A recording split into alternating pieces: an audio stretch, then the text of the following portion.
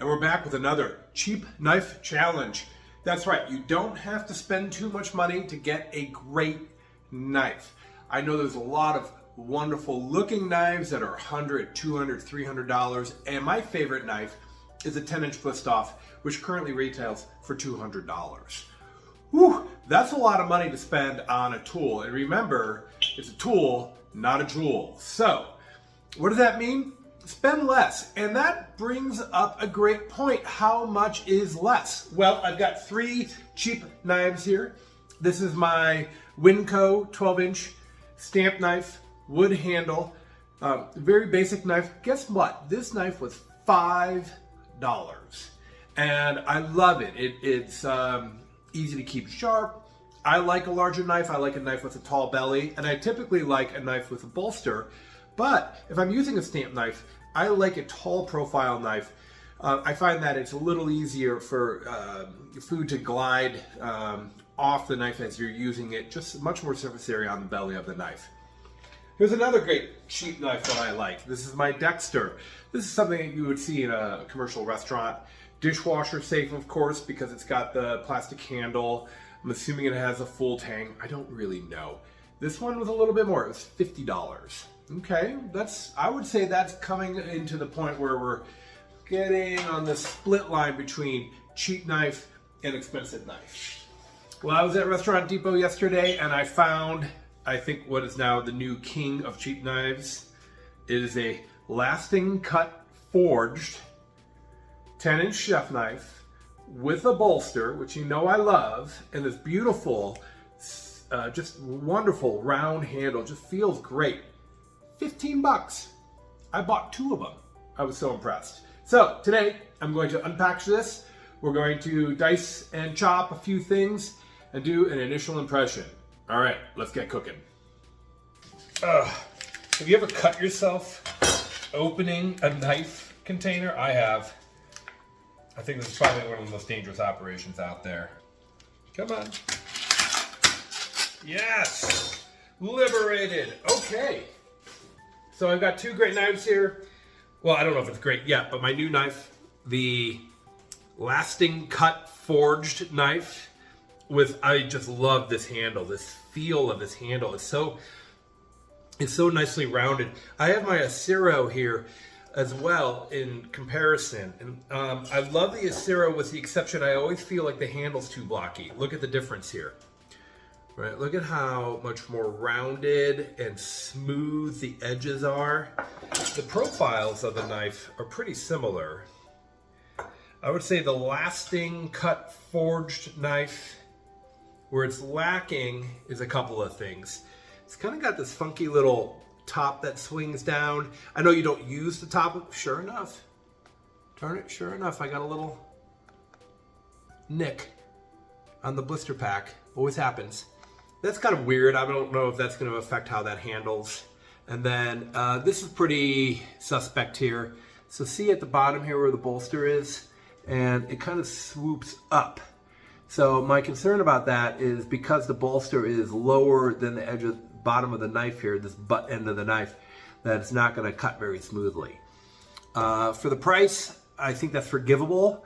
However, if it is unusable because of that, of course, made in China. If it's unusable because of that, then, oh gosh, maybe it's not a good value at all. Well, let's find out. Real quick, if you don't have a finger cot handy, what you can do is take a finger off a glove and use that as a finger cot. I'm going to start with my Acero on my first shallot here. This knife isn't tremendously sharp. These are the knives that I give to my students during hands-on cooking classes. So I keep them medium sharp. They're typically sharper than people's knives at home. That's always the compliment I get. Wow, this is a sharp knife.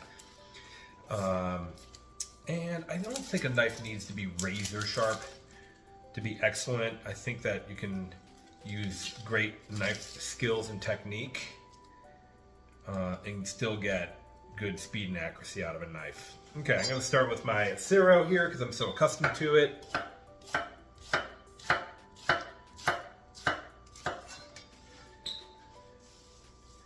Yep, wonderful. I like although I don't love the blocky handle, my knife callus is developed enough that I don't really notice it. And the knife callus, of course, being right here. Okay. All right, maiden voyage.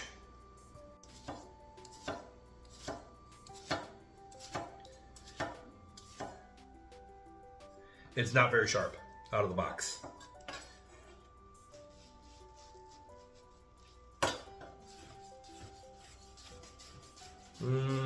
Yeah, forward rocking motion feels great. It's a lightweight knife. It feels light. I don't think it's actually much lighter, maybe an ounce or two, which is a lot. My Wüsthof, I happen to know, only weighs about 9 ounces. This feels much less weight. Let me run this across my sharpening steel, put a little bit of a better edge on it, and then we'll try again.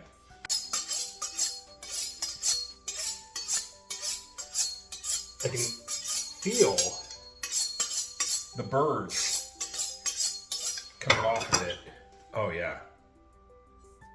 Still a little dull. I'm going to run this across the stone as well.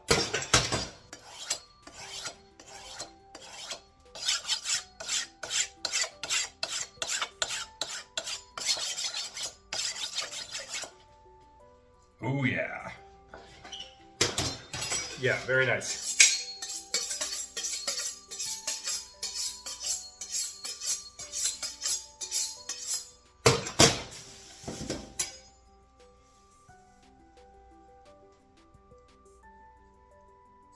Okay, better.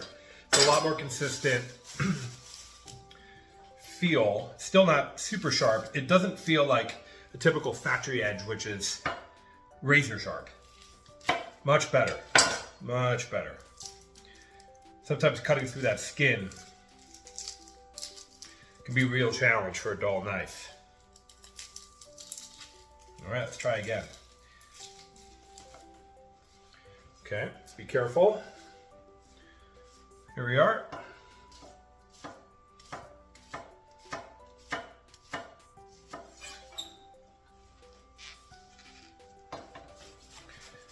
I prefer the Acero, but I don't know if that's because I've been using that knife pretty consistently over the last couple of years. And this knife is just lighter weight. I do like this very much. My finger just nestles right there, like right against the bolster. There's a nice smooth edge for my finger to rest on. And on my thumb side, I feel my hands a little bit farther back on the knife. Like oftentimes I like to have my middle finger pushed right up against the back of the knife, and I'm just off just a touch, just a little, because the handle is so much thinner. I feel like it's a little bit more of a delicate grip. I don't have to grip the knife as firmly. Yeah. I mean, this is kind of a sloppy job, but I would say for a good old-fashioned utility knife, something that I can leave in a showroom, if it gets stolen, it's not going to ruin my day. This is a great knife. My 12-inch $5 Winco knife, I've come to love this knife. This is kind of one of my go-to knives. So if this got lost or stolen, I'd be very upset. I think if you're looking for an additional knife, something to add to a drawer, maybe you have an outdoor kitchen, maybe you have a camp kit and you want a larger knife and a paring knife for that kind of work, then this is a great option. I'm curious to see how it stands up to constant use and the kind of abuse that I put my knives through. So my initial impression, I'm going to say this is based on value alone, something that I would definitely recommend. Compared to a Wüsthof or even the Acero out of the box, not being the sharpest thing in the world, needing some work to bring it up to par right out of the box. Of course, I think that speaks to lower quality based on price. But gosh, for the price, like I said, I bought two because I was excited to see, based on appearance, what looks like a great knife for maybe a daily driver utility knife. All right, stay tuned because we're going to revisit this knife after it gets a few miles under its wings. All right, everyone, this is Chef Marcus Cheap Knife Challenge. Thanks for tuning in.